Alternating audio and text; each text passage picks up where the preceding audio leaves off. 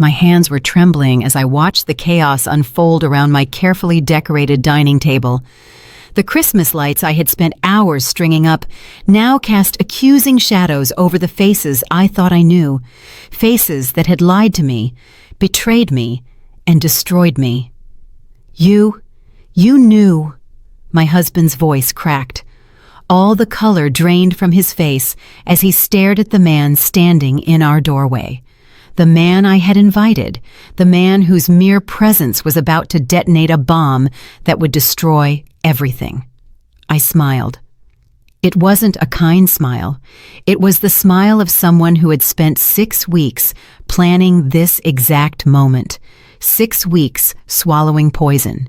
6 weeks pretending I didn't know the truth that had been eating me alive from the inside. "Oh, honey," I said, my voice sweet as arsenic. "You asked me to be mature about it, and I am." The woman beside him, his precious ex, the one he had insisted needed to join our family Christmas Eve dinner, went as white as the snow falling outside. Her perfectly manicured hand flew to her mouth. She knew what was coming. She knew who was at that door. And that's when the real screaming began. But I'm getting ahead of myself. Let me take you back to where this nightmare truly started, to the moment my perfect life was revealed to be a beautiful lie, to 3 months ago when I still believed in happily ever afters, to the day I found the message. It was October the 15th. I remember the date because it was our 7th wedding anniversary. 7 years of marriage to Marcus Whitfield, the man I had loved since college. The man who had promised me forever under a blanket of stars at a lake house in the Adirondacks. The man who had held my hand through 2 devastating miscarriages and sworn we would have our family someday. 7 years, and I still felt butterflies in my stomach when he walked through the door.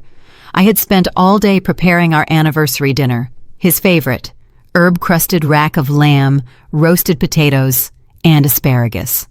I had bought a new dress, a deep emerald green, the color he always said made my brown eyes look like jade. I had lit candles all over our house in the suburbs of Atlanta, Georgia. Everything was perfect. Everything was a lie. Marcus's phone buzzed on the kitchen counter while he was in the shower. I wasn't a snooper. I never had been. But something about the way it kept buzzing, over and over, insistent and urgent, churned my stomach. The screen lit up with message previews from a contact saved as VH. "Can't stop thinking about last weekend. When can I see you again? Have you told her yet?" My hands went numb. The bottle of Cabernet Sauvignon I was holding slipped, but I caught it before it hit the floor. My heart hammered against my ribs, trying to escape my chest. This couldn't be what it looked like. There had to be an explanation. I unlocked his phone. I knew his passcode. It was our anniversary date. The irony would have been funny if I hadn't felt like throwing up. The messages loaded. I scrolled up, my eyes scanning words that felt like acid on my skin. "I miss your hands on me. She doesn't understand you like I do. Our place is to be together. It always has been." And Marcus's replies, "I know, I'm working on it. She's been so fragile since the 2nd miscarriage. I need to find the right time. Just be patient. You're the one I want. It's always been you." The phone dropped from my grasp, clattering onto the granite counter. I gripped the edge of the countertop to keep myself from collapsing. The room spun. The candles I had lit suddenly seemed to mock me, their cheerful flickering a cruel joke. I went back to the contact list. Victoria Hawthorne. Victoria, his ex-girlfriend from college, the one he had dated for 3 years before we met. The one he told me they were still friends with, but that it was completely platonic. The one who occasionally liked his Facebook posts, something I'd always dismissed as harmless. I reviewed the messages. The conversation went back 6 months. 6 months of late-night texts, 6 months of "I love you" and "I miss you." 6 months of planning a future together, while I was home crying over the children I couldn't have, believing my husband was at the office working late. There were pictures. I shouldn't have opened them, but I couldn't stop myself. Victoria in lingerie, Victoria in what looked like a hotel room. Victoria wearing nothing at all. Her message underneath, "Waiting for you." And then I saw it. A photo of the two of them together. Marcus's arm was around her. They were at a restaurant. I recognized the Beltline Bistro downtown. I had suggested we go there for our anniversary, but Marcus said he was tired of the place. The date on the photo, October the 8th, 1 week ago. The shower stopped. I heard Marcus humming as if he didn't have a care in the world, as if he wasn't currently tearing my heart to shreds. I placed his phone exactly where it had been. My hands were steady now. Something cold had settled within me, freezing the panic, the hurt, the rage, not eliminating it, but locking it in ice, preserving it for later. When Marcus walked into the kitchen, a towel around his waist and water droplets on his shoulders, he smiled at me. That same smile that had made me fall in love with him at 19, that same smile that was now a weapon. "Something smells incredible," he said, kissing my cheek. His lips felt like ice on my skin. "Happy anniversary, sweetheart." I smiled back. I don't know how I did it, but I smiled. "Happy anniversary." We drank wine. He gave me a necklace, a simple gold chain with a pendant. I wondered if he had bought Victoria something more expensive. We made love that night, and I hated every second of it. I hated feeling his hands on me, hands that had touched her. I hated the words of love he whispered, words that meant nothing. But I didn't let him see. I played the part of the devoted wife perfectly because I needed time to think, time to plan, time to decide what to do with the information burning a hole in my chest. I didn't confront him yet. No. Instead, I became someone I didn't recognize. I became a spy in my own marriage. For the next 2 weeks, I documented everything. I set up a burner email account and forwarded myself screenshots of their conversations. I combed through our credit card statements and found charges at hotels, restaurants, a jewelry store where he bought her a bracelet that cost twice what he had spent on my anniversary necklace. I hired a private investigator. His name was Sam, an ex-police officer with kind eyes and a soft voice that couldn't quite hide the pity when I told him what I needed. He was expensive, but I had my own money. I worked as a graphic designer from home and had been saving for years. Sam followed Marcus for a week. The evidence he collected was exhaustive and devastating.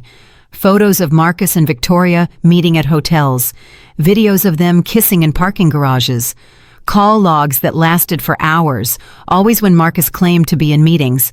But Sam found something else, something that changed everything. He handed me a folder across the table at the coffee shop where we met, his expression grave. "Mrs. Whitfield, there's something you need to see." Inside the folder was a printout of a Facebook post, Victoria's post from 2 days ago. The privacy setting was set to friends only, which explained why I hadn't seen it. Sam had his methods. The post showed a photo of a ring, a diamond engagement ring on Victoria's finger. The caption read, "He finally asked. Can't believe I get to marry my best friend. Cheers to new beginnings. Engaged." The comments were filled with congratulations, but it was one comment in particular that chilled my blood. "Can't wait to meet him. Bring him to Sunday dinner." Naomi Hawthorne, Victoria's mother. She didn't know who the fiancé was, which meant Victoria hadn't told her family she was engaged to a married man. "There's more," Sam said quietly. He slid another document across the table. "I ran a background check on Victoria Hawthorne. She's not just your husband's ex-girlfriend." I stared at him, my throat tight. "What do you mean?" "She's a family therapist. She specializes in marriage counseling." He paused, letting the information sink in. "And she's published in several journals about ethics in professional relationships. She's built her whole career on being an expert in healthy relationships." The irony was so brutal it almost made me laugh. Almost. "And the man she says she's engaged to," I said slowly, "she can't tell his family he's Marcus because he's still married to you," Sam finished. "So either she's lying about the engagement or—" He hesitated. "Or he's planning on leaving me," I whispered. The lamb I had eaten threatened to come back up. Sam's expression softened. I'm sorry, Mrs. Whitfield, but yes, that's what the evidence suggests. I looked at the photo of the ring. It was beautiful. Platinum band, emerald cut diamond, probably 3 carats. Marcus and I had been saving up for a down payment on a bigger house, one with enough rooms for the children we planned to have. I had been putting money away from every paycheck, sacrificing things I wanted because our future was more important. Apparently, he had been saving too, only not for our future, but for hers. "There's one more thing," Sam said. He looked uncomfortable now, as if he were about to deliver the blow he knew would shatter me. "I tracked his movements over the last 6 months, cross-referenced them with the calendar you provided." He pulled out a timeline. My eyes scanned the dates, and then I saw it. June the 15th, the day of my second miscarriage, the day I was in the hospital, bleeding, terrified I was dying. The day Marcus said he had to leave for a few hours for a work emergency. Sam had circled the date.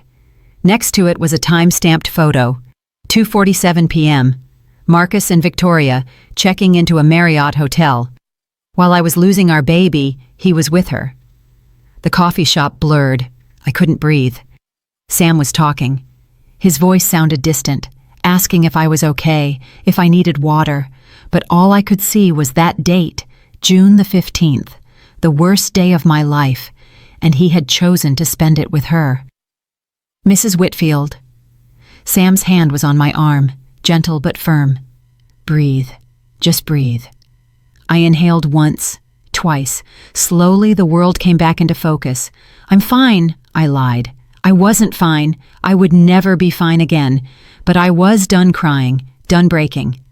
Something hard and sharp was forming in my chest, taking the place of my shattered heart.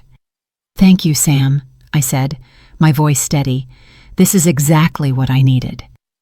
He studied me for a long moment. "What are you going to do?" I gathered the documents, carefully sliding them back into the folder. "I'm going to find an attorney." And then I paused. An idea was forming, a terrible, perfect idea. "And then I'm going to wait." "Wait for what?" I smiled, and it felt wrong on my face, like I was wearing someone else's skin. "For the right moment." November the 1st. Marcus came home from work with Chinese takeout and an unusual energy. He was nervous. I could see it in the way he fiddled with the containers, the way he avoided my gaze. We sat down at the dining room table. He cleared his throat 3 times before speaking.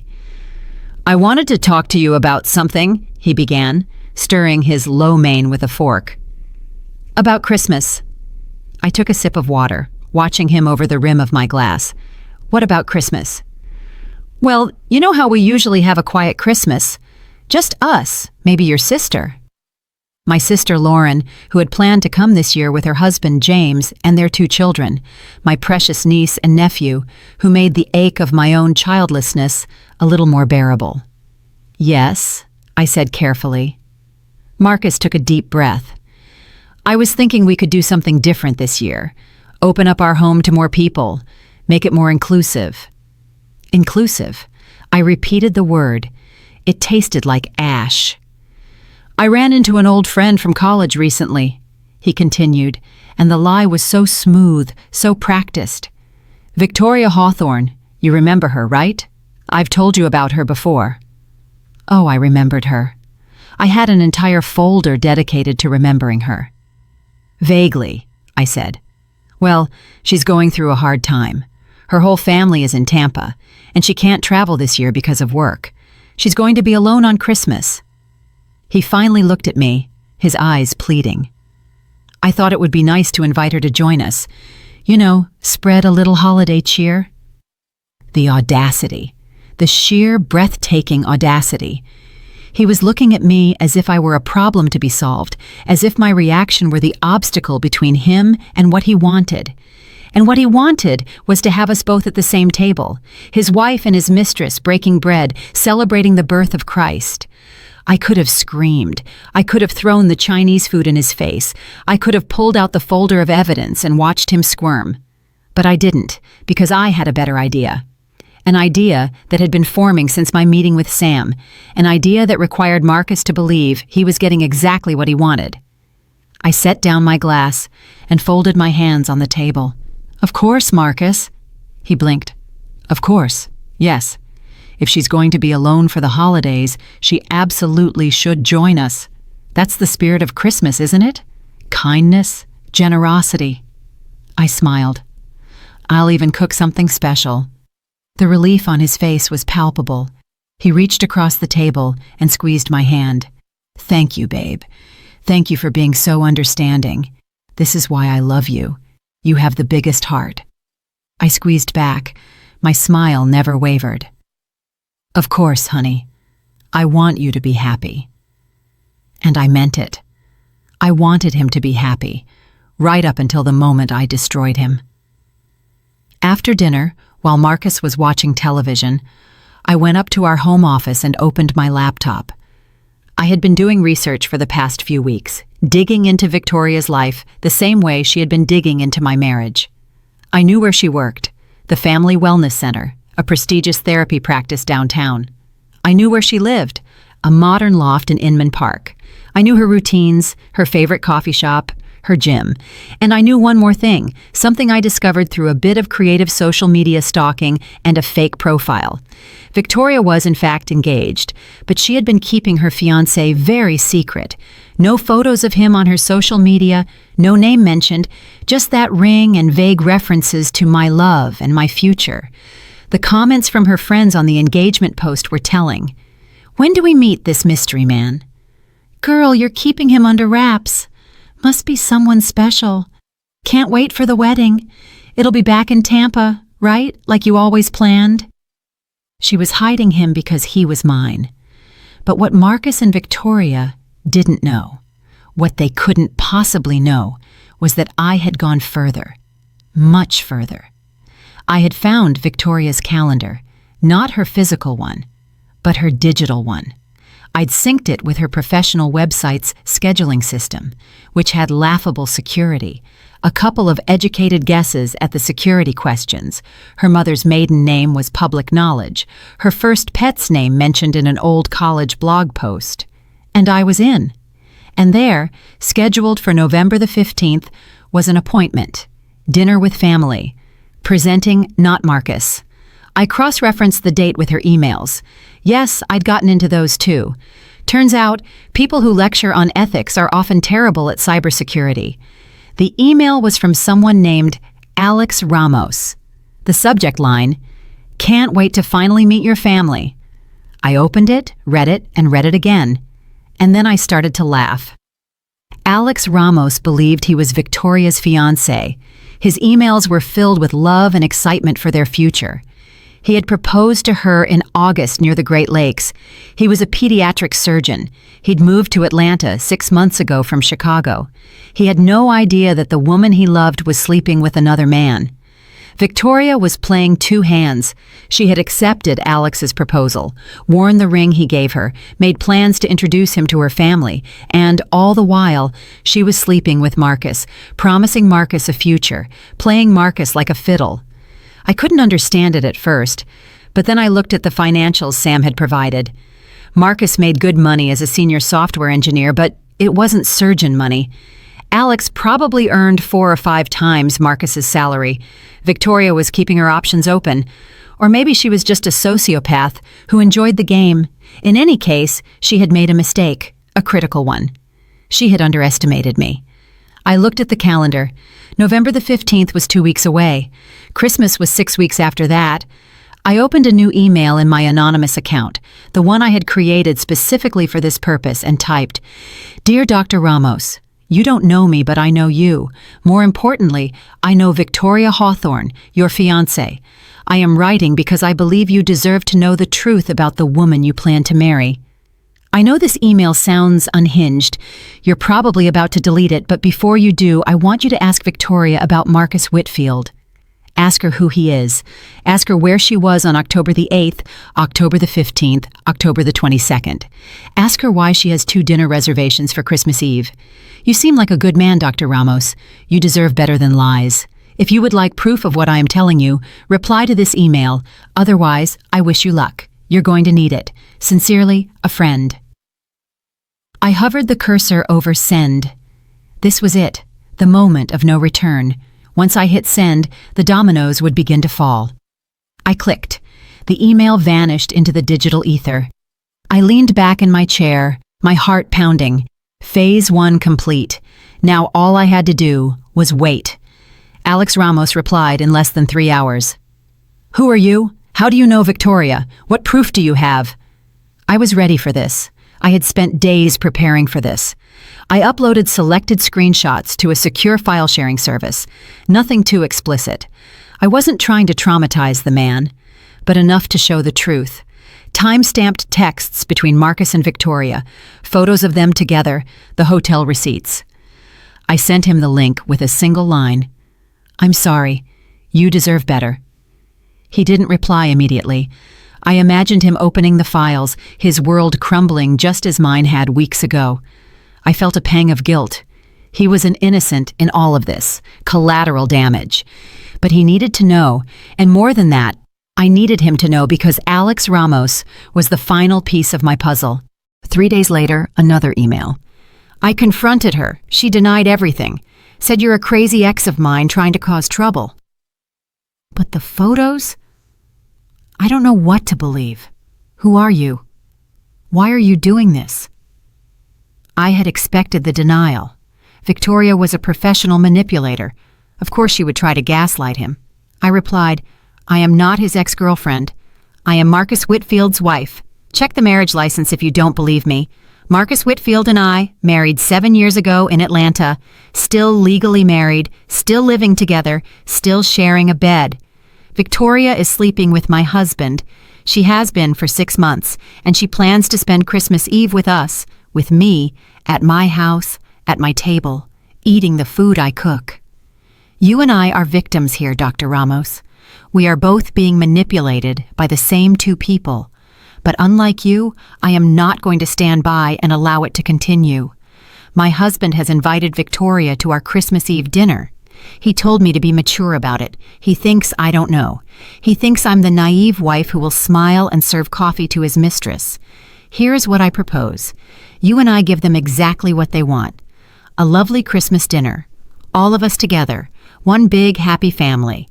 They want to have their cake and eat it too. Let's give them an indigestion they'll never forget. If you are interested in ensuring the truth comes out, reply to this email. If not, I understand. You can delete this and try to move on with your life, but they are not going to win. Not without consequences. The choice is yours." I sent it and waited. This was the gamble. Alex could go to Victoria, show her the emails, warn her. He could ignore me entirely. He could even go to the police, though I hadn't done anything illegal. Or he could do what I hoped he would do. 2 days passed, then 3. I started to think I had miscalculated, that Alex Ramos would choose the path of least resistance, cut his losses, break up with Victoria, move on. Then, on the 4th day, my phone buzzed with a new email notification. "Count me in, Jimmy Canitas Skiaga." I smiled. Not a nice smile. The smile of a woman who had found her accomplice in vengeance. I replied with the details, the time, the address, what to expect. I told him to act surprised, to act devastated, not to hold back. His reply was short. "Trust me, I won't have to act." The weeks leading up to Christmas were surreal. I moved through them like an actress in a play, hitting my marks, saying my lines, all the while knowing the final act would bring the entire theater down. Marcus mentioned Victoria constantly now that he thought I was fine with it. He'd say things like, "Oh, Victoria recommended this great restaurant," or "Victoria and I loved this song in college." Every mention was a test. I realized. He was gauging my reaction, seeing how far he could push it.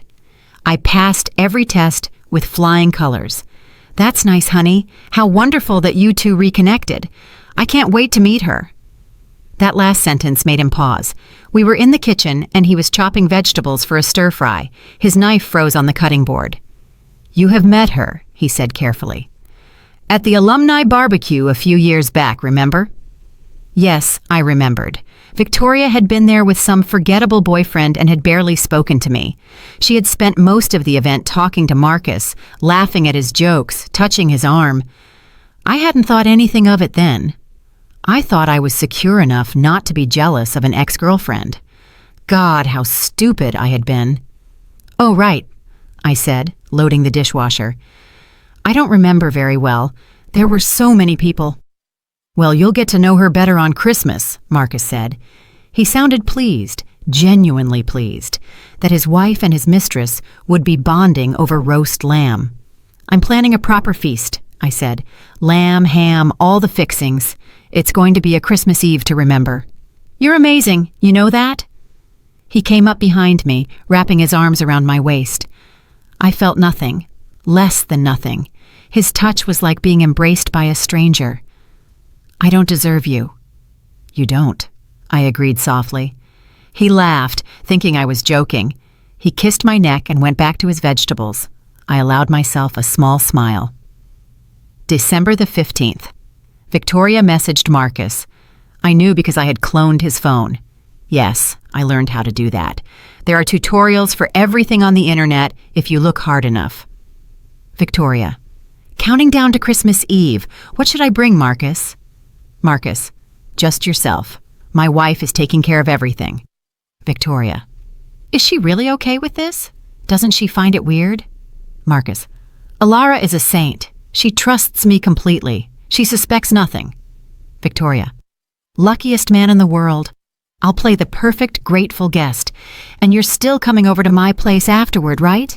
I have a special gift for you." Marcus. "Wouldn't miss it for the world. Love you, Victoria." Victoria. "Love you more." I read the conversation in the bathroom, sitting on the edge of the tub, my hands shaking with cold rage. He planned to leave our Christmas Eve dinner to go sleep with her, to exchange gifts with her, while I cleaned the dishes and pretended everything was fine. I forwarded the screenshots to Alex. He replied immediately, "I'm going to destroy them." "Not yet," I typed back.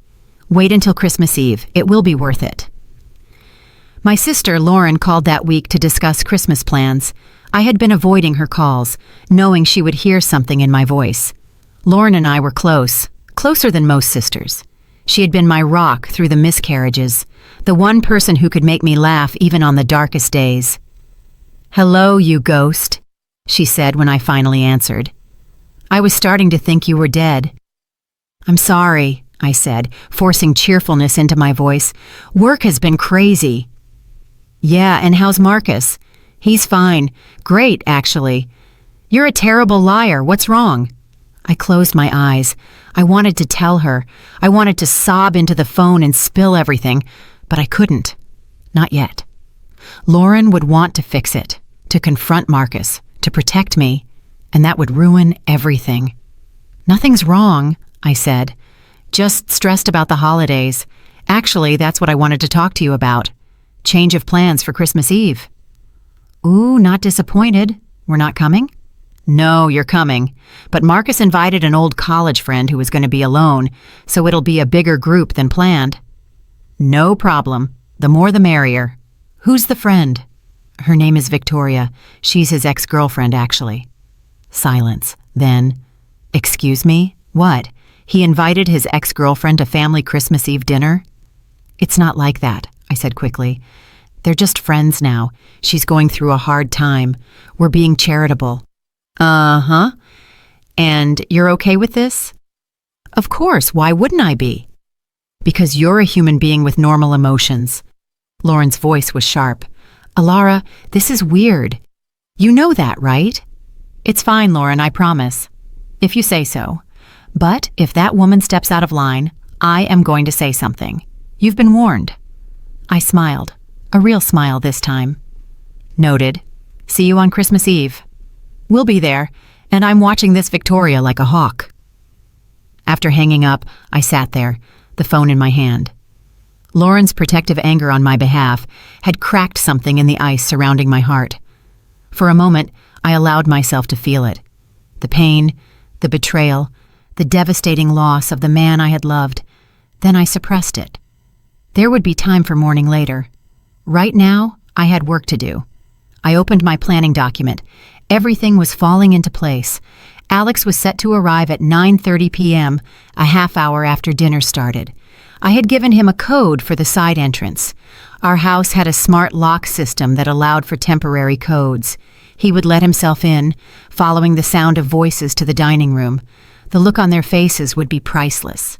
But the reveal was only the beginning. I had more planned, much more. I had contacted an attorney, the best divorce lawyer in Atlanta, according to her reputation.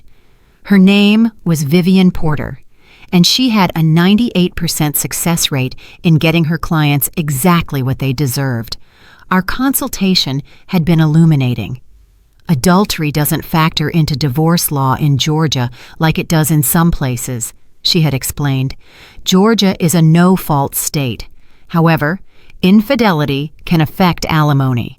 And if you can prove he used marital assets on the affair, and those hotel and jewelry receipts suggest he did, we can make a compelling case for you to receive a larger share of the marital estate.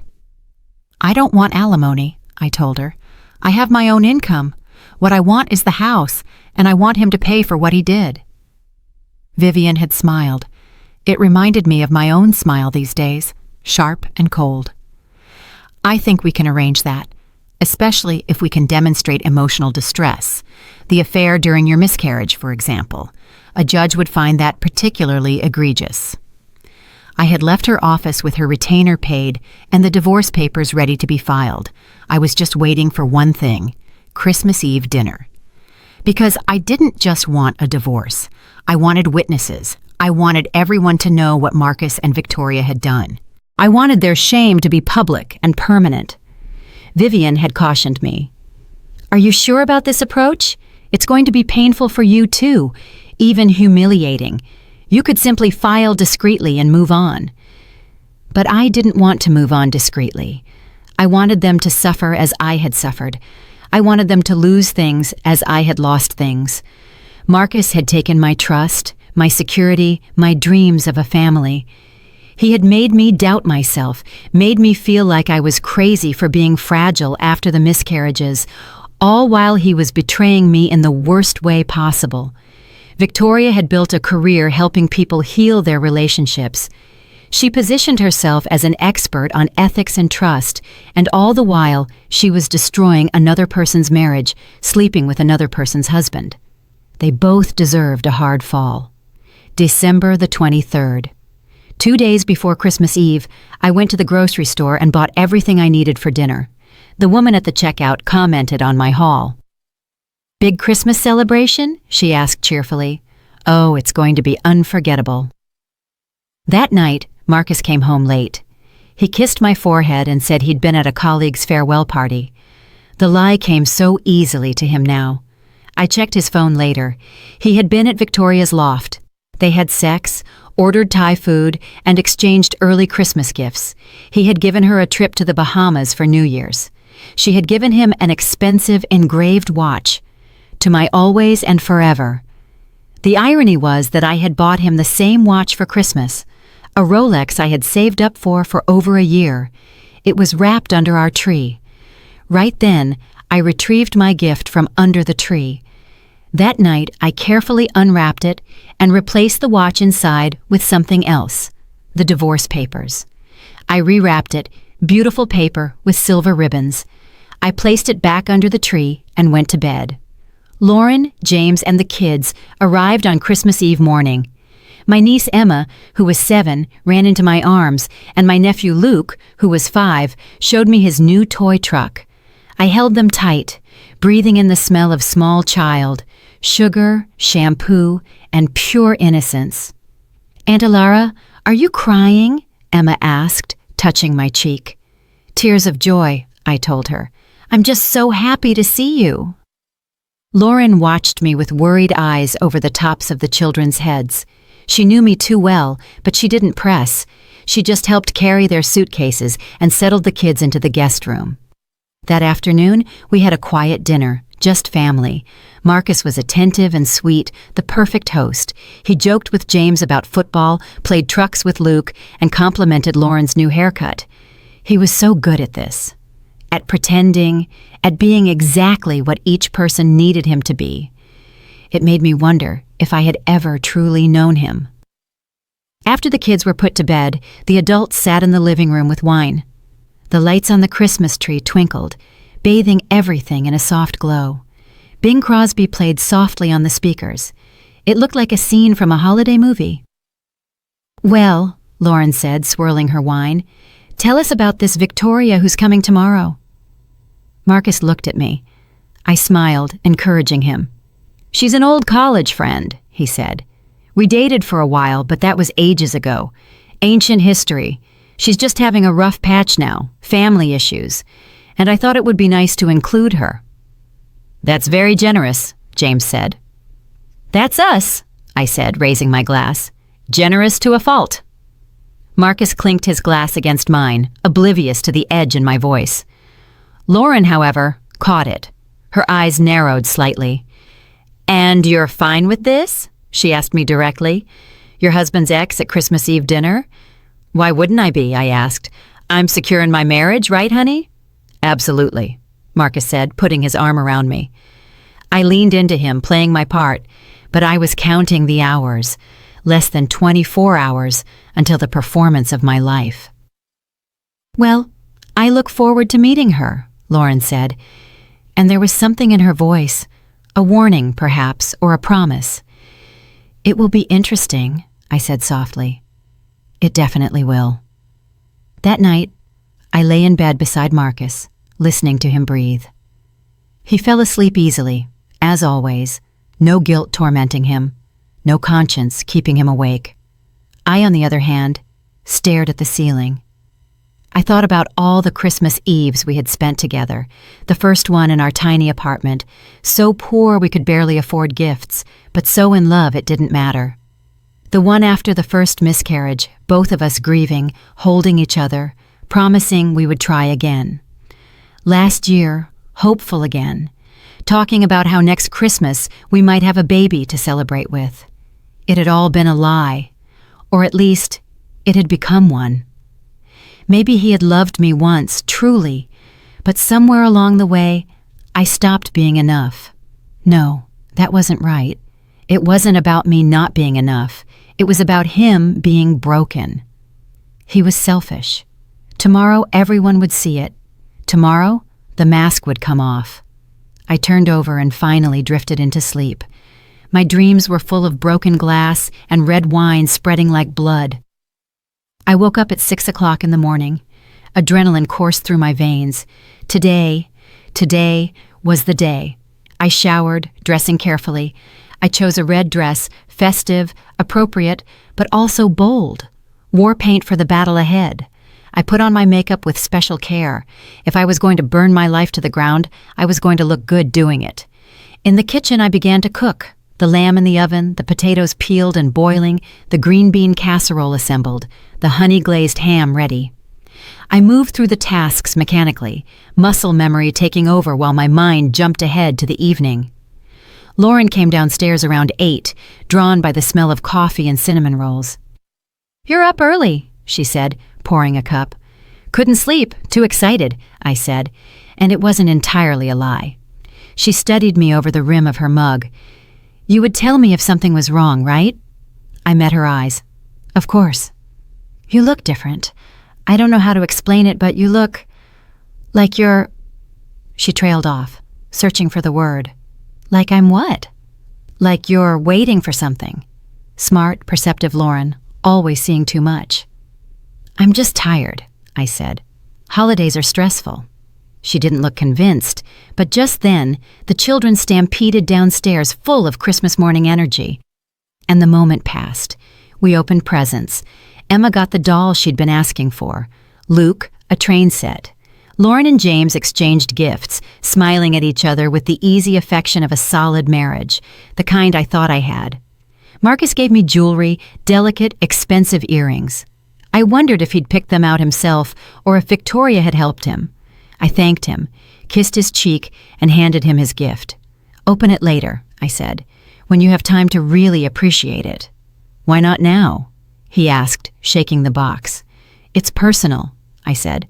just for us." He smiled, pleased, thinking it was something intimate. He set it aside. The morning passed in a blur of wrapping paper and laughter. I took photos, lots of them. Emma and Luke playing with their toys, the family around the tree, Marcus smiling, so happy, so unsuspecting. Evidence, all of it. Evidence of the before times, the last moments before everything changed. Lunch was casual, sandwiches and leftover pie. Then Lauren helped me in the kitchen while James took the kids to the park to burn off energy before the big dinner. "What time is Victoria getting here?" Lauren asked, chopping celery for the stuffing. 8 o'clock, dinner's at 9, and it's just going to be us, Marcus, and her. That's the plan, I said. A lie, but a necessary one. Lauren was silent for a moment, then said, "I don't like this. I know I said that already, but I genuinely don't. What kind of woman accepts an invitation to spend Christmas Eve with her ex-boyfriend and his wife?" "The kind who has nowhere else to go," I suggested. "Or the kind who wants something she can't have," Lauren countered. She pointed the knife at me. "I'm watching her. If she gives Marcus the side eye once, I'm putting her in her place. I'm serious, Alara. You're sometimes too nice, too trusting." If she only knew I was no longer nice or trusting, but something else entirely, something cold and calculating and bloodthirsty. "Let me handle it," I said. "Please, just trust me." She sighed.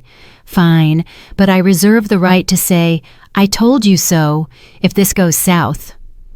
"Duly noted," I said, and focused on the lamb. The afternoon crawled by with agonizing slowness. I set the table with our best china, the set my grandmother had given us for the wedding. White plates with a gold trim, crystal glasses, and silver flatware I had polished until it shone. I set 8 places. Marcus noticed. "8?" he asked. "It's only 6 of us, right? You, me, Lauren, James." "Ah, 7 with Victoria." "And the 8th?" I said. "I always set an extra place, an old tradition, just in case of unexpected guests." He shrugged and went back to watching football. At 7:30 p.m., I checked my phone, a text from Alex. "On the way, parking down the street, waiting for your signal," I replied, 9:30 p.m., not a minute sooner.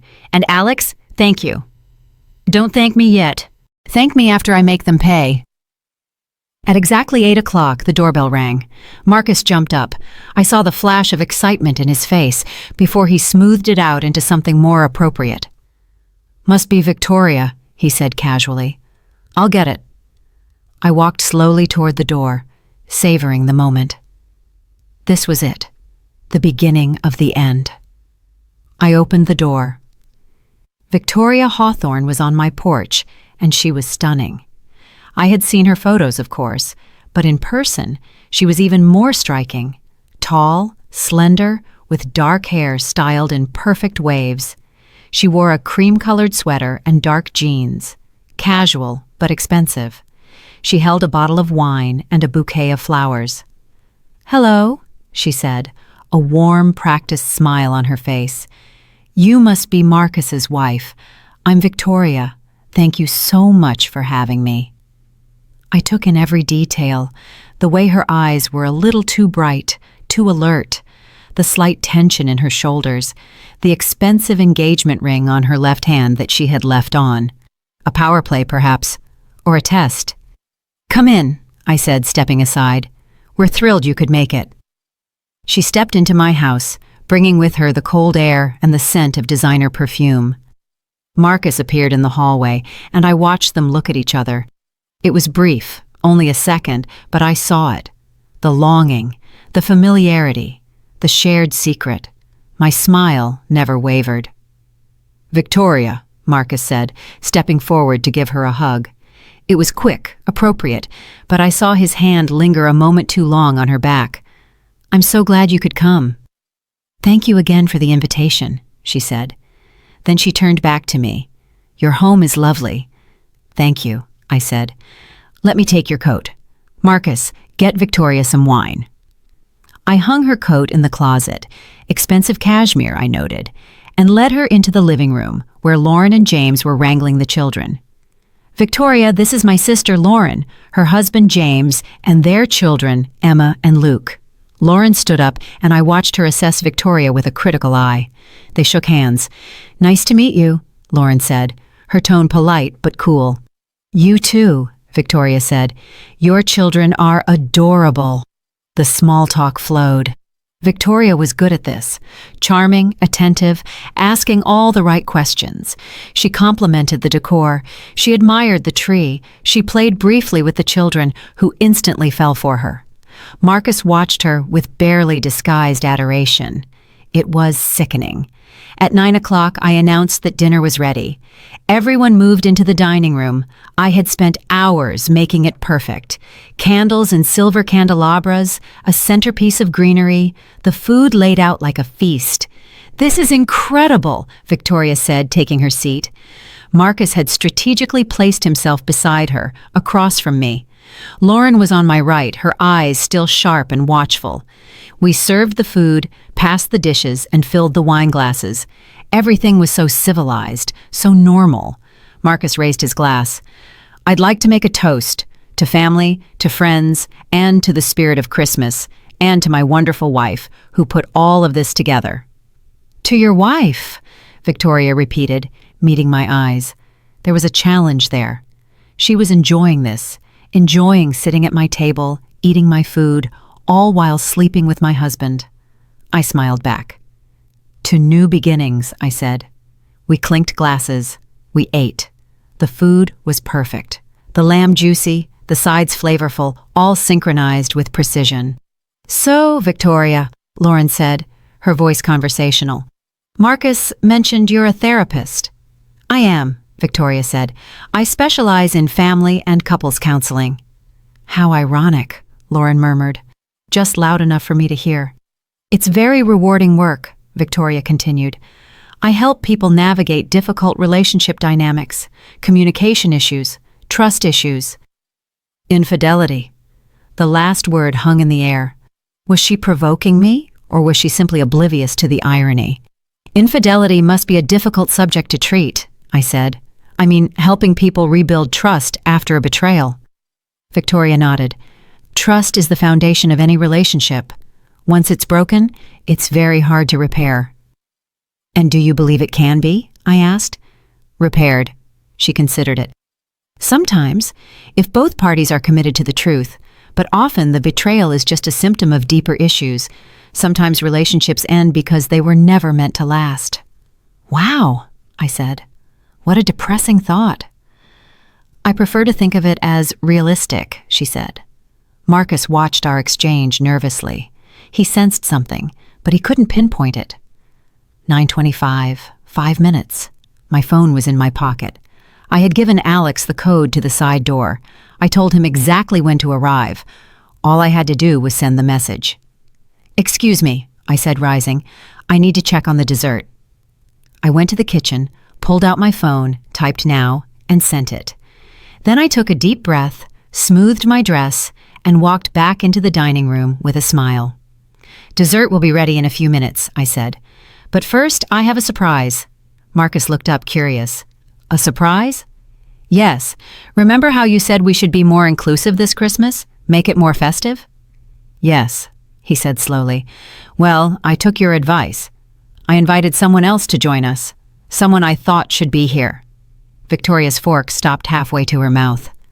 Her eyes met mine. And for the first time, I saw a flicker of fear. Who?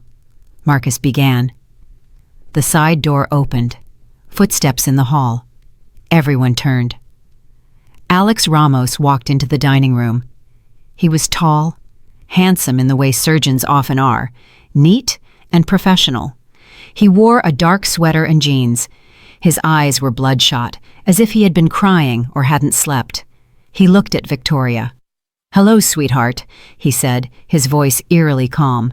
"Surprise?" Victoria went white. The blood drained from her face so completely I thought she might faint. "Alex," she whispered. "What? What are you doing here?" "What am I doing here?" His laugh was brittle. "I was invited by your lover's wife." Marcus shot up so fast his chair clattered backward. What is going on? Sit down, Marcus, I said softly. We've just started. Who is this? Marcus demanded, looking between Alex and me.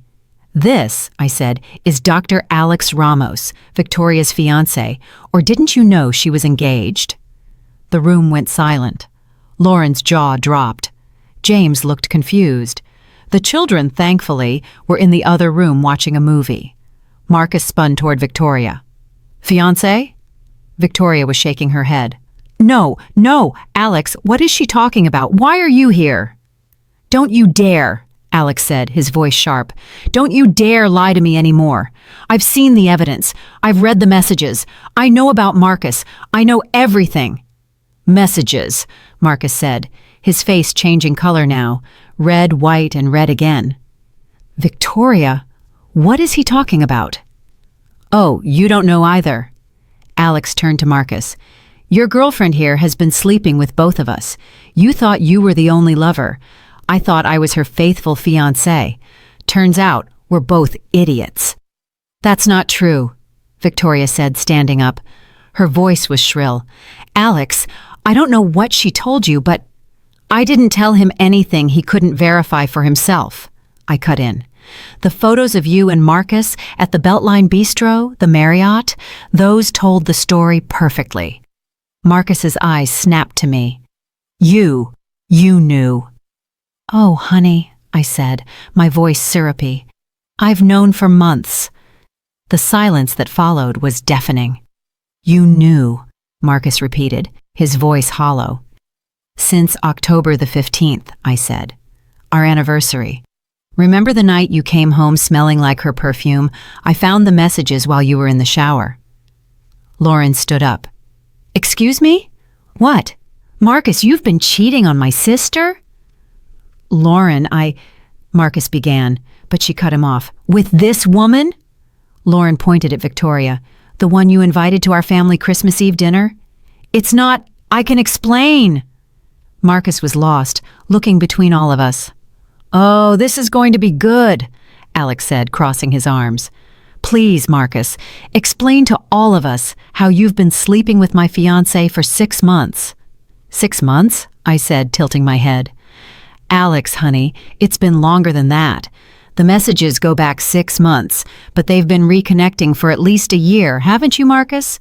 Marcus looked like he was going to vomit. And Victoria, I continued, turning to her, I have to say I'm impressed. Juggling 2 men at once, that takes skill. Alex here makes, 4 times Marcus's salary? But Marcus gives you that emotional connection, that history. Why choose when you can have both? You're crazy, Victoria said, but her voice was trembling. I am. Let's see. I pulled out my phone. I've documented everything. Texts, photos, hotel receipts. Marcus charged them all to our joint credit card, which was careless, but I guess he thought I was too stupid to notice. I started reading from my phone. She doesn't understand you like I do. You're the one I want. It's always been you. I can't wait until we can be together openly. Stop, Marcus said. Oh, we've just gotten to the good part, I said. June the 15th. Do you remember that date, Marcus? His face told me he did. For those who don't know, I said, addressing the room, June the 15th was the day I had my second miscarriage. I was in the hospital, bleeding, terrified I was dying, and Marcus left. He said he had a work emergency. I pulled up the photo on my phone and held it up. This is Marcus and Victoria checking into the Marriott at 2:47 p.m. while I was losing our baby. Lauren gasped. James swore. Even Alex looked stunned. Marcus's face fell apart. It wasn't like that. I was distraught. You needed to screw your ex-girlfriend while your wife was in the hospital, I finished. Say it. Be honest for once in your miserable life. My God, Lauren said. She moved to my side, her hand on my shoulder. Marcus looked at me. He truly looked at me, and I saw the moment he realized he didn't know me anymore. Why? He asked. Why didn't you say anything? Why go through all this? Because, I said, my voice cold, you needed to understand what it feels like to be blindsided. To have your reality shattered in front of witnesses. To have everyone you care about see you for who you really are. I walked over to the Christmas tree, picked up his gift, came back, and handed it to him. "Open it," I said. "No, really, open it." With trembling hands, he unwrapped the gift. The divorce papers spilled onto the table, scattering among the dinner plates. "Merry Christmas," I said. "You've been served." Victoria moved toward the door, but Alex blocked her path. "Where do you think you're going?" he asked. "This is insane," she said. "You're all crazy. I'm leaving." "Not yet," I said. "We're not finished. You see, there's one more thing." I pulled out another envelope. This one was addressed to the Georgia Board of Examiners of Psychologists. "This," I said, "is a formal complaint against Victoria Hawthorne, licensed professional counselor, for ethical violations, specifically for engaging in behavior that brings disrepute to the profession. I've documented your affair with Marcus, including dates, times, and places. I've also included testimony about how you used your professional knowledge to manipulate him, how you advised him to conceal the relationship from his fragile wife." Victoria's face was gray. "You can't. They'll revoke my license. Or at the very least, suspend it," I finished. "You should probably look for a new career, Victoria. Maybe something that doesn't require ethics." "You!" Victoria hissed. "Watch it," Lauren said, stepping forward. "That's my sister you're talking to, the sister whose husband you were sleeping with, the sister whose hospitalization you used as an opportunity for a quick hookup." Alex laughed, a sharp, bitter sound. "And to think I was going to marry you. God, what an idiot I am." "Alex, please." Victoria turned to him, tears starting to well up. "I love you. He means nothing to me. It was a mistake." Alex held up a hand. "Just stop. I've heard enough lies." He pulled the engagement ring from his pocket. He must have retrieved it from her loft, and dropped it onto the table. It bounced once and landed in the gravy boat. "We're done. And before you try to salvage anything, you should know I've already called your mother. I told her everything. She's very disappointed." Victoria made a choked sound. "How does it feel?" I asked her. "To have your life destroyed in front of an audience? To have people you can't control know all your secrets?" She didn't answer. She just grabbed her purse and ran for the door. We heard it slam shut, an engine starting, tires squealing as she drove away. Alex stood there for a moment, looking lost. "I'm sorry," he said to me. "I'm sorry you had to go through this." "Thank you for coming," I said. "I know it wasn't easy." "They deserved it," he said. "They both deserved it." He looked at Marcus, who was still standing there, holding the divorce papers. "You're a coward and an idiot.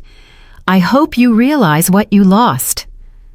Then Alex left too, walking out with more dignity than he'd arrived with. That left Marcus and me, and Lauren and James, witnesses to the carnage. "Get out," I told Marcus, my voice low. "This is my house," he said. But there was no fight in his voice. "This is my house," I corrected. "Check the deed. My grandmother left me the down payment. The house is in my name. And according to the divorce papers you're holding, I keep it, along with half of everything else, including what you spent on Victoria. You can't." "I have a very good lawyer who says I can. And I have proof you used marital funds for your affair, which gives me leverage. You have two options. Sign the papers and accept my terms, or fight me in court and have all of this become public record. Your choice." Marcus looked around the dining room, the beautiful table I had set, the food that had grown cold, the wine glasses, some empty, some full, the gravy boat with a diamond ring sparkling in it. "I never meant to hurt you," he said. "But you did," I said. "You devastated me. And you didn't even have the decency to tell me the truth. You made me the fool, the naive wife who didn't know her husband was cheating. You made me cry alone for our babies while you were with her." My voice broke on the last word. The ice that had encapsulated me was starting to fracture. "I'm sorry," he whispered. "Sorry isn't enough," I said. "Now get out of my house." He looked like he wanted to say more, but Lauren stepped forward. "You heard her. Get out." James stood up too, silent but imposing. Marcus was outnumbered, outmaneuvered, and he knew it. He gathered the divorce papers, walked into the hall, and grabbed his coat. At the door, he turned back. "I love you," he said one last time. "I don't believe you," I said. "I don't think you know what love is." The door closed behind him. The sound echoed through the house, and then, finally, I broke. I collapsed into a chair, my hands covering my face, and I sobbed. All the pain I had been holding in for months poured out. Lauren was there immediately, her arms around me, holding me together as I fell apart. "I got you," she whispered. "I got you, little sister. You're safe now." James disappeared, and I heard him talking to the children, keeping them occupied. Sweet James, always knowing what to do. I cried until I had nothing left, until my throat was raw, and my eyes were swollen, and my chest ached from the force of it. Finally, I looked up. "I'm fine," I said. "You're not," Lauren said softly. "But you will be." I looked around the dining room. The beautiful table I had set, the food that had grown cold, the wine glasses, the gravy boat with a diamond ring glittering in it. "What a mess." "Yes," Lauren nodded. "But you did it. You stood up for yourself. You made them face the truth. Was it worth it?" I asked. "Or did I just destroy everything out of spite?" Lauren was silent for a moment. Then she said, "What did they leave you with? A husband who didn't love you? A marriage that was a lie? A future built on betrayal? You didn't destroy anything worth keeping. You just cleared the path for something better." I wanted to believe her. I wanted to believe that this pain had a purpose, that the ashes of my old life would nourish something new. But in that moment, sitting among the wreckage of Christmas Eve dinner, I just felt empty. June the 15th, the anniversary of my second miscarriage, the anniversary of Marcus's worst betrayal. But this year, it meant something different. I stood in front of the bathroom mirror in my newly renovated master suite, my suite now, in my house, and barely recognized the woman staring back. I was thinner, sharper somehow. Her eyes held something they hadn't before. Not exactly hardness, but a kind of clarity. The clarity that comes from watching your illusions burn. 6 months since that Christmas Eve dinner. 6 months since I detonated my life and watched the pieces scatter. The aftermath had been brutal. Marcus had signed the divorce papers within a week. He didn't really have a choice. Vivian Porter had been relentless. She cataloged every hotel charge, every dinner, every piece of jewelry he'd bought Victoria with our money. In the end, Marcus left with his car, his clothes, and about 30% of our assets. I kept the house, the savings, and my dignity.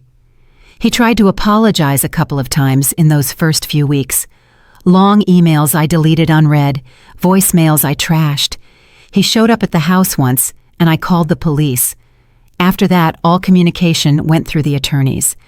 I heard through mutual friends that he had tried to reconcile with Victoria after everything blew up. Apparently, he showed up at her loft with flowers and apologies, talking about how they could finally be together now that everything was out in the open. She had slammed the door in his face.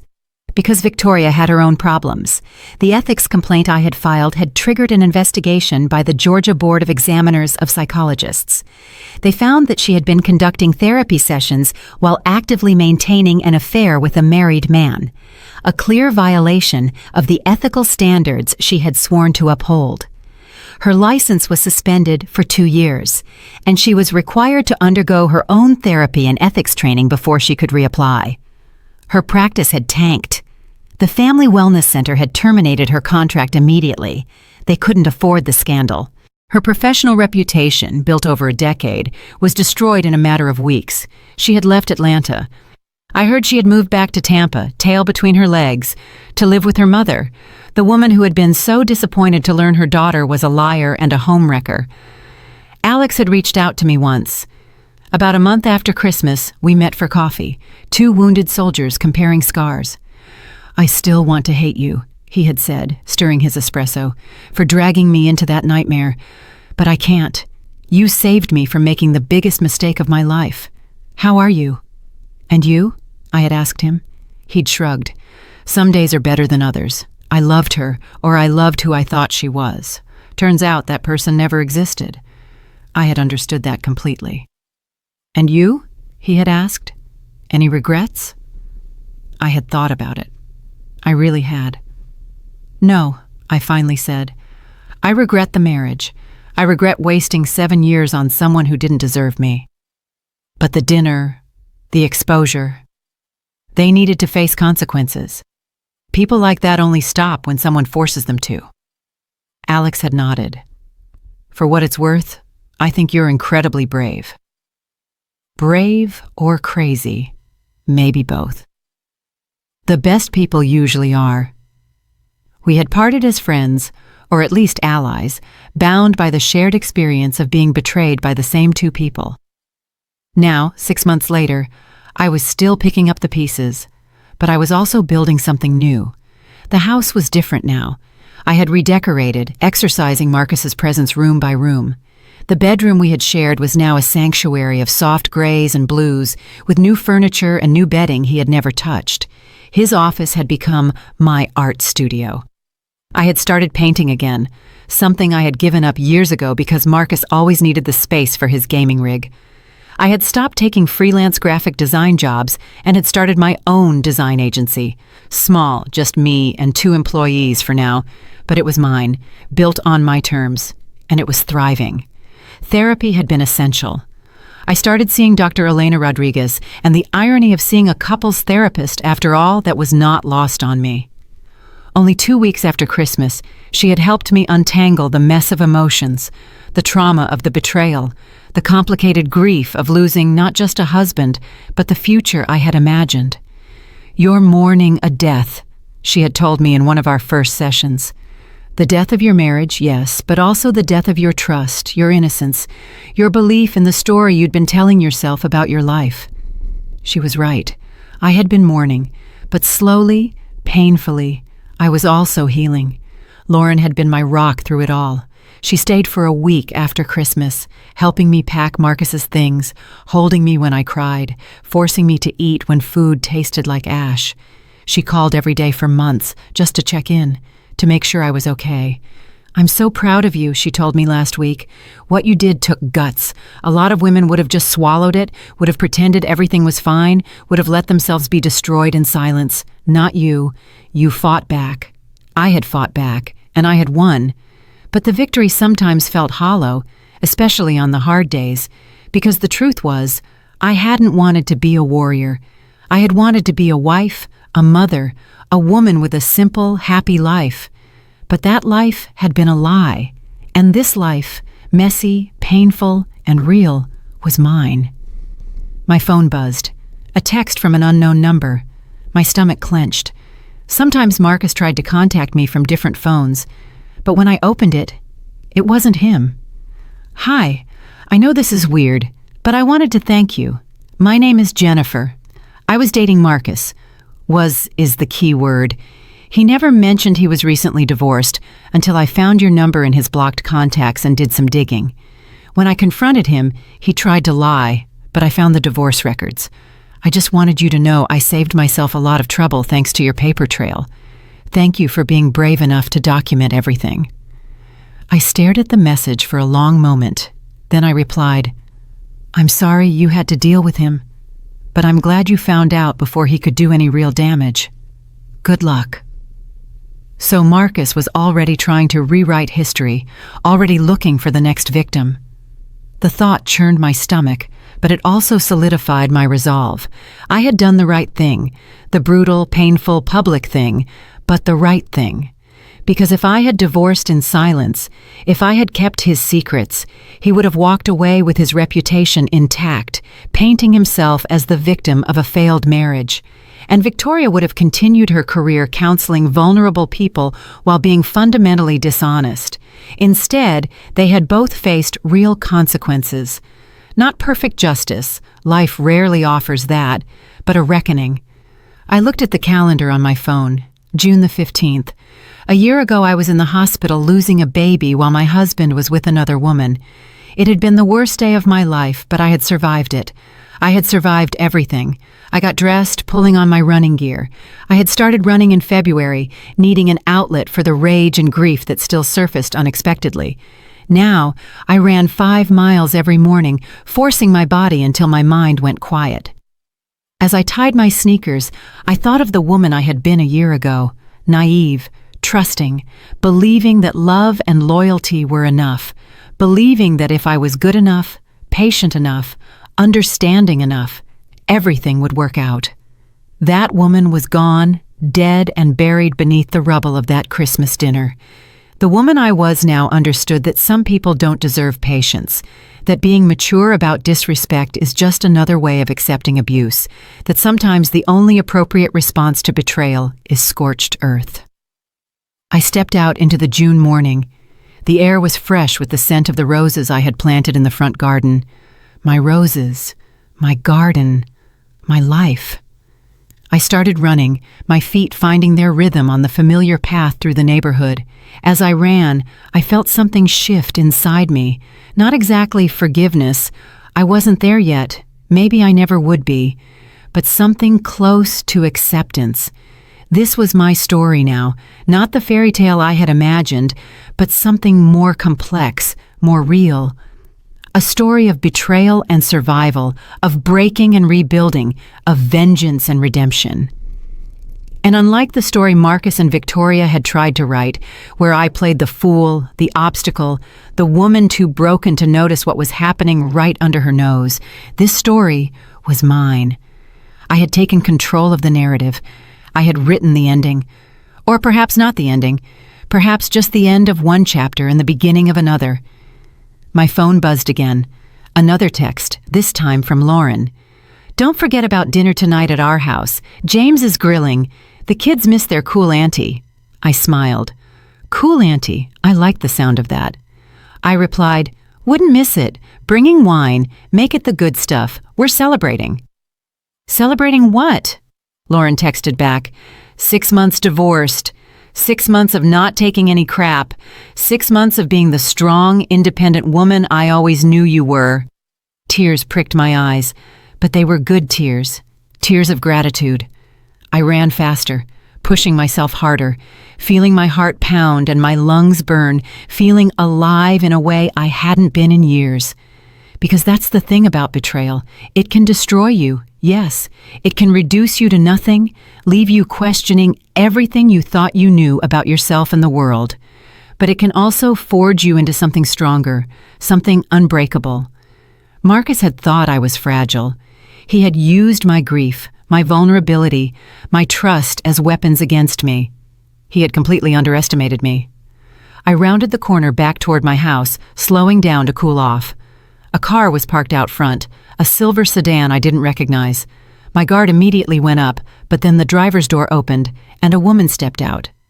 She was young, perhaps 25, with red hair and nervous eyes. She stood by her car, clearly waiting for me. "Can I help you?" I asked, wary. "Are you Alara Whitfield?" she asked. "Well, Alara. Not Whitfield anymore, I guess." "I'm Alara," I said carefully. "Who are you?" "My name is Anna. This is super awkward. I'm friends with Jennifer, the woman who texted you this morning. She told me what Marcus did to you, what he did to both of you, I guess. And She took a deep breath. "I work at the Beltline Bistro. I was a server there last year, and I saw Marcus come in all the time with a woman who wasn't you. I even waited on them a couple of times. They were always very intimate. And I remember thinking how sad that he was obviously cheating." My heart was racing again, but not from the run. "I didn't know what to do," Anna continued. "I didn't know you. I didn't know how to tell you, and honestly, I thought it wasn't my business. But then Jennifer told me what happened, how you exposed him, and She pulled out her phone. "I took photos of them together. I don't know why. I guess part of me thought someone would need proof someday. I saved them." She held out her phone to me. I looked at the screen. There were Marcus and Victoria in a private booth at the Beltline Bistro, his hand covering hers on the table, both of them laughing. The date, March of 2022. Over a year and a half earlier, months before I thought the affair had even started. "There's more," Anna said quietly, "from different dates. I can send them to you if you want. I just thought you should know, in case he ever tries to claim it was only 6 months, or that it wasn't serious, or whatever lie he's telling now." I looked at this young woman, this stranger, who had held on to this secret for over a year and was now offering it to me like a gift. "Thank you," I said, my voice thick. She emailed them to me right there on the street.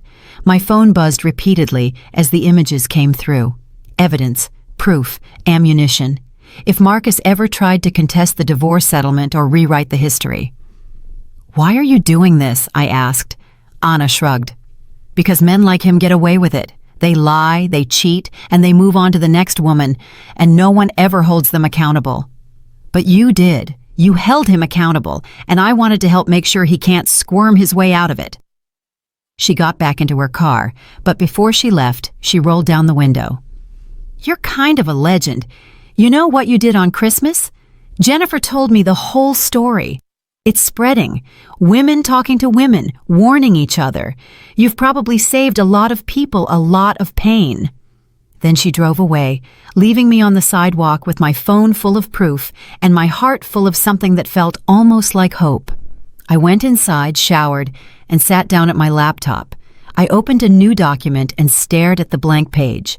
For months, people had been asking me if I was going to write about what happened. Friends, my therapist, even a literary agent who had somehow heard the story secondhand and thought it would make a great book. I had always said no. It was too painful, too personal, too raw.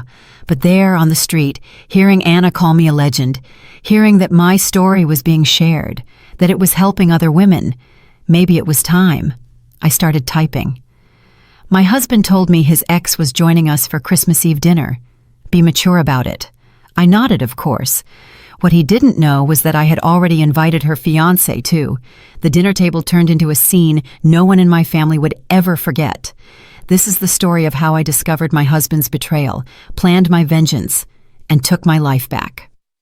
The words poured out of me faster than I could type. The entire story, from finding the messages on our anniversary to the confrontation on Christmas and the aftermath that was still unfolding. I wrote for hours, stopping only when my fingers cramped and my eyes burned. When I finally looked up, the sun was setting, painting my studio in shades of orange and gold. I had written 30 pages of truth, pain, anger, and ultimately survival. I saved the document. My Beautiful Vengeance. Draft 1. My phone alarm went off. Time to get ready for dinner at Lauren's. I closed the laptop and stood up, stretching. My body ached in a good way, the pain of having purged something toxic. As I got dressed, I thought about the future, the real future, not the fantasy I had clung to in my marriage. I didn't know what that future would look like yet. Maybe I would finish the book. Maybe I would meet someone new someday, someone who truly deserved my trust. Maybe I would stay single and build an empire and become the eccentric aunt who spoiled Lauren's kids. The only thing I knew was that it would be honest, my life. I grabbed my keys and the bottle of expensive wine I had bought for tonight, a celebration indeed, and headed for the door. As I closed it, I glanced back at the house, my sanctuary, my new beginning. On the porch, I paused, took a deep breath, and smiled. It wasn't the smile of the woman I had been, soft, trusting, and naive. It was the smile of the woman I had become, sharp, strong, and unbreakable. The smile of a woman who had been betrayed, who had fallen apart, who had crawled through hell, and who had emerged on the other side, forged in fire. I got into my car and drove toward my sister's house, toward the laughter and the family and the love that was real and true. The sun set behind me, and ahead the sky was already darkening, stars beginning to emerge. Behind me, the past. Ahead, the unknown. And for the first time in a year, I wasn't afraid of it. I was ready. The book hit the bestseller list 3 weeks after it was published. My beautiful vengeance, how I exposed my husband's cheating and took my life back, resonated with readers in a way I could never have imagined. Thousands of women wrote to me, sharing their own stories of betrayal, thanking me for giving them the courage to stand up for themselves. I did interviews, podcasts, a streaming service bought the rights for a limited series, and through it all, I kept building my life. The design agency expanded. I hired 5 more employees. I bought a vacation house on the coast. I traveled, Paris, Tokyo, Barcelona, all the places Marcus had always said we would go someday.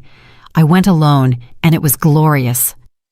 Marcus tried to sue me for defamation when the book came out. His attorney sent a cease and desist letter, claiming I had damaged his reputation. Vivian Porter laughed when I showed her the letter. "Everything in the book is true and documented," she said. "The truth is an absolute defense. Let him sue. We'll bury him." He didn't sue. The letter was bluster, a final, desperate attempt to control the narrative. He couldn't. The truth was out there, and it had set me free. As for Victoria, I heard she had moved to a small town in Florida and was working as a receptionist at a dental clinic.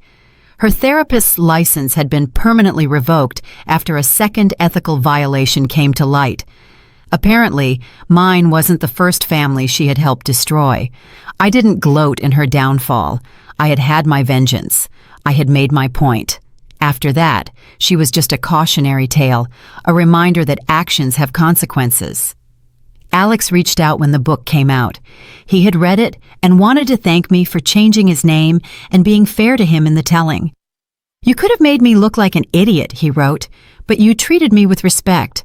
I appreciate that." We had become genuine friends over the year, bonded by our shared experience and mutual healing. He had started dating someone new, a nurse at his hospital, kind and genuine, and nothing like Victoria. They seemed happy. And me? I stood in my studio, looking at the canvas in front of me. I had started painting again, truly painting, not just dabbling. This work was abstract, all reds and blacks and sharp white lines, pain and rage and survival, all swirling together. My phone rang. Lauren. "Hey, little sister," she said when I answered. "What are you doing for Christmas this year?" Christmas. The word didn't hurt anymore. It didn't make me think of broken wine glasses and confrontations and the end of everything. Now, it just meant family. Real family. "Same as last year," I said. "Small dinner. You, me, some friends maybe." "Perfect. The kids are already asking if you're going to make that chocolate cake again." "Obviously." We chatted for a few more minutes, making plans, laughing over nothing. A normal, beautiful sister conversation. After I hung up, I looked out the window at the snow starting to fall. December in Atlanta, the city transforming into something clean, white, and new. A year ago, I had burned my life to the ground at a Christmas Eve dinner table. I destroyed my marriage, exposed 2 liars, and walked through the fire to get to the truth. And now, 1 year later, I was standing in the ashes, looking at what I had built from the ruins.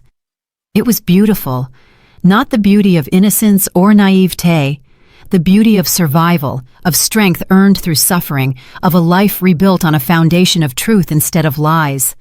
I picked up my paintbrush and added another stroke to the canvas, a line of gold slicing through the darkness, hard-won, real hope. My phone buzzed, a text from an unknown number. "Thank you for your book. I found messages on my husband's phone last night. I was going to pretend I didn't see them, but then I remembered your story. I'm going to confront him tonight." I texted back, "You don't need luck, you need courage, and you already have that. You've got this. And if you need help, reach out. You are not alone." Because that's what surviving a betrayal did. It connected you to everyone else who had walked that path. It created a network of warriors, all of us scarred, but standing. I put down my phone and looked at my painting, my life. Marcus had tried to break me. He had lied to me, betrayed me, used my pain and my love as weapons against me. But I had survived. More than survived. I had thrived. And that was the best vengeance of all. Not the confrontation on Christmas, satisfying as it was, not the divorce settlement, fair as it was. Not even the book, successful as it was. The best vengeance was this: living well, being happy, building something real and beautiful from the wreckage of what he destroyed. I was whole again, different than before, scarred, but stronger, wiser, braver. And I had done it myself. I smiled. That smile that was now mine, earned and real. I turned back to my canvas. I had work to do, a life to live, a future to create. And this time, I was writing the story. No more beautiful lies. Just the beautiful, brutal, honest truth. And it was enough. It was more than enough. Did you like my story? And which city are you listening from? Let's meet in the comments. If you liked the story, you can support me by sending a super thanks so I can keep bringing more stories like this. Thank you so much for your sweet support. I'm looking forward to your comments on the story. On the screen, you can see 2 new life stories that I highly recommend. There's so much more on my channel. Don't forget to subscribe. See you in the next life story with love and respect.